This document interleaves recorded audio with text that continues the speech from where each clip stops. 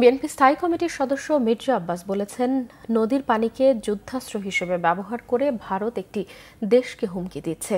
ক্ষমতায় এলে ভারতের কাছে ট্রানজিট, মংলা বন্দর সহ সকল বিষয়ের হিসেব নিকেশ করে অধিকার আদায় করা হবে।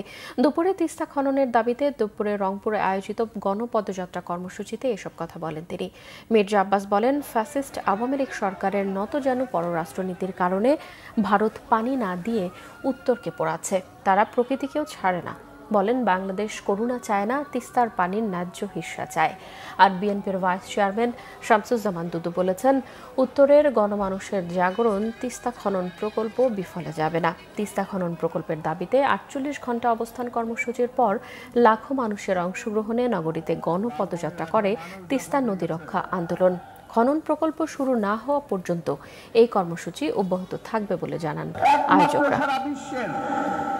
ভারত দেখিয়ে দিল পানিকে তারা মারণাস্ত্র হিসেবে ব্যবহার করেছে, পানিকে তারা যুদ্ধাস্ত্র হিসেবে ব্যবহার করেছে।